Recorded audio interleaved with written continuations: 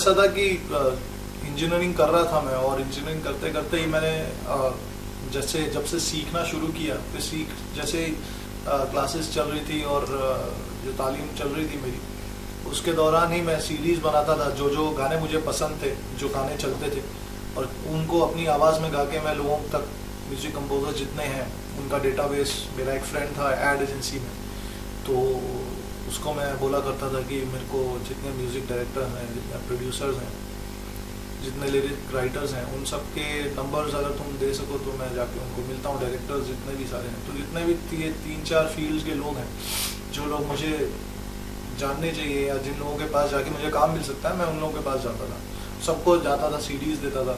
अगर सीडीज़ नहीं सुनते थे वो, तो मैं बोलता था सर 2 मिनट आप मेरे को अपने दे दीजिए, तो मेरी वॉइस अगर आप सुन सकते हैं तो मैं लाइव सुना दूंगा आपको जो पसंद है। तो कई लोग सुनते थे बहुत, लेकिन उससे ज़्यादा लोग थे जो नहीं सुनते थे।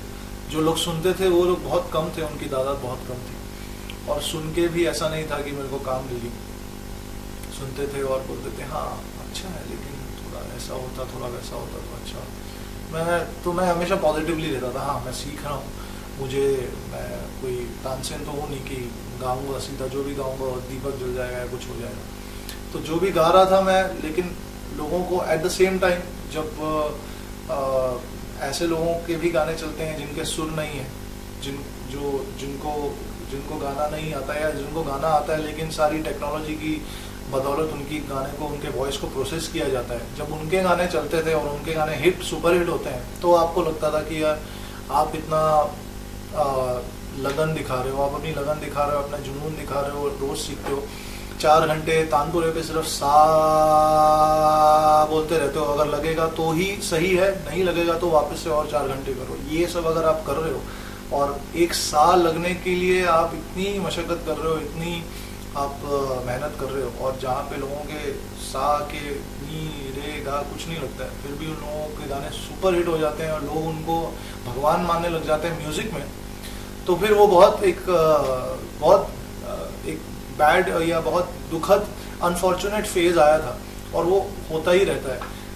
आज भी आप देखिए बहुत लोग हैं जो सिंगिंग कुछ नहीं जानते, बट सिर्फ ड्यू टू टेक्नोलॉजी इतनी बढ़ चुकी है, एडवांस हो चुकी है सारी चीज़ें, कि आप कोई भी अभी आजकल सिंगर बन सकता है। घर पे बैठा बच्चा भी बोलेगा मेरे को सिंगर बनना है, वो तो अगर उसकी आगे पीछे की सारी चीज़ें सही हैं, उसके रिसोर्सेज अच्छे, कॉन्टैक्ट्स अच्छे हैं, तो वो भी बन जाता है।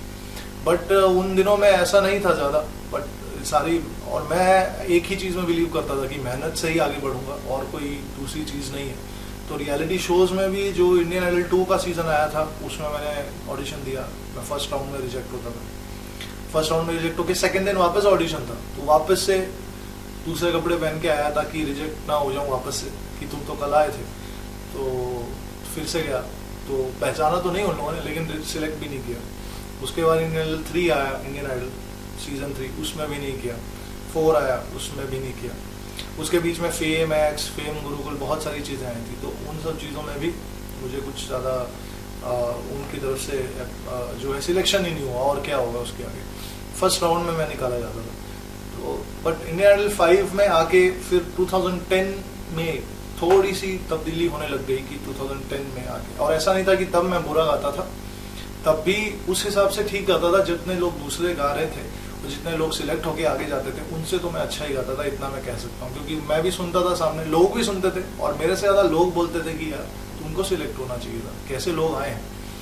तो मैं कुछ बोलता नहीं था, मैंने कहा जो भगवान को शायद मंजूर नहीं है, कुछ और लिखा है, कुछ और है, और मेहनत लिखी है, तो करता रहता था। हताश जरूर होता था, लेकिन करता रहता था। बहुत दुख होता था, बहुत पीड़ा होती थी, क्योंकि एक तरफ मेरी इंजीनियरिंग चल रही थी, और घर वाले, मेरे घर जो सब फैमिली है, वो हमेशा इस चीज़ को बिलीव करते थे कि मैं इंजीनियरिंग करूं, और इंजीनियरिंग को कंप्लीट करके किसी रिलेटेड प्रोफेशन में ही जाऊं, जिसमें एक स्टेबिलिटी हो इनकम की, और प्रॉब्लम ना हो, ये सोचना पड़ेगी इस महीने पैसे आएंगे कि नहीं आएंगे, अभी कुछ होएगा कि नहीं होएगा। लेकिन मैं हमेशा अपने हार्ट को फॉलो करता हूँ, तो मैंने सोच लिया था सेकेंड ईयर में आके कि मैं करूँगा प्रोफेशनली तो सिंगिंग करूँगा, म्यूज़िक ही करूँगा, क्योंकि ये एक ऐसी चीज़ है जिसमें मैं बहुत लोगों से अच्छा हूँ। जिसमें ये चीज़ मेरे में स्पेशलिटी है। और मैं समझता हूँ जो भगवान किसी को स्पेशल फीचर देता है या यूएसपी देता है, उसी में अगर अपना प्रोफेशन भी ढूंढेगा, क्योंकि उसी में उसको काम करने में मज़ा भी आएगा, and he can give more than 100%। तो जब आप मोर देन 100% देते हो तो फिर वो कम कहीं ना कहीं 90, 95, 92, 93% you are as close to 100%। तो मैंने ये तय कर लिया था कि मैं जाऊँगा उसमें। उसके बाद घर से भी थोड़ा मुझे ये स्टार्टिंग में काफ़ी मुझे डिफ़िकल्टीज हुई उनको मनाने के लिए या उनको बताने के लिए कि मैं सिंगिंग में इतना डूब चुका हूँ, म्यूज़िक में इतना डूब चुका हूँ कि वापस आना बहुत मुश्किल है, और किसी और काम को करना बहुत मुश्किल है, क्योंकि उस काम को भी मैं सही से निभा नहीं पाऊँगा और मेरी म्यूज़िक भी नहीं होगी। इनफैक्ट मैंने इंजीनियरिंग कंप्लीट होने के बाद, इंजीनियरिंग मैंने अच्छे फर्स्ट क्लास डिस्टिंक्शन से ही पास की, और वहाँ से कंप्लीट होने के बाद मैंने जॉब भी करी थी 10-11 महीने, लेकिन उसमें मेरा मन नहीं लग पाया, क्योंकि मैं म्यूज़िक को और सिंगिंग मेरे को छोड़ ही नहीं रही थी। तो मेरे दिमाग में हमेशा सुर, ताल, ये गाना कौन सा है, ये किसने गाया है, ये कौन से राग में है, इसका क्या स्केल है, ये क्या कंपोजिशन है, क्या कॉर्ड्स हैं, यही सब मैं घूमता रहता था। तो I was not able to devote myself to any other thing. मैंने सोच लिया कि अभी मैं फुल टाइम करूँगा, और जब फुल टाइम आने के बाद फिर मेरी स्ट्रगल और भरसक और हार्ड और इंटेंस हो गई।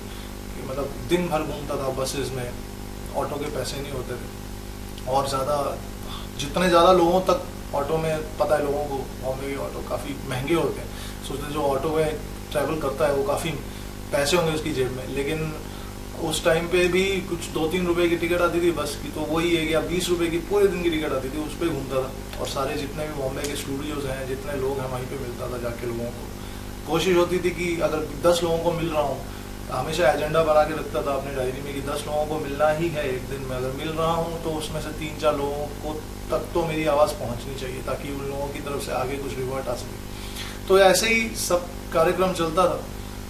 और फिर जितने भी आप दूसरे कंपोजर्स की बात कर रहे हैं, तो काफ़ी कंपोजर्स ने मुझे सुना भी, काफ़ी कंपोजर्स ने मुझे शाबाशी भी दी, काफ़ी कंपोजर्स ने मुझे बोला कि हाँ आवाज़ में कुछ बात है, लेकिन किसी ने काम नहीं दिया।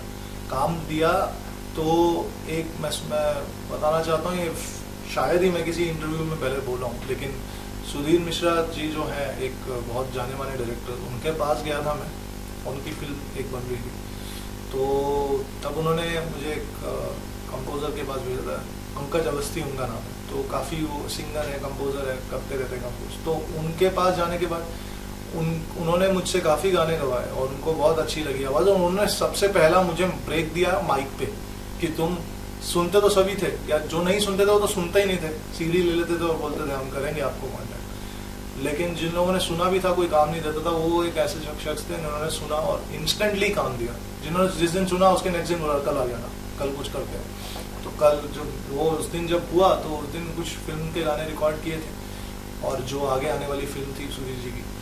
लेकिन जैसे तकदीर बोलते हैं, तकदीर से ज़्यादा और टाइम से पहले नहीं मिलता है, तो गाने अच्छे होने के बावजूद भी प्रोड्यूसर जो थे उनको बोला कि इस बंदे का नाम नहीं है, आवाज़ अच्छी है, लेकिन अमन त्रिखा कौन है कोई जानता नहीं है, तो हम इस चीज़ पे ऐसा दाम नहीं लगा सकते।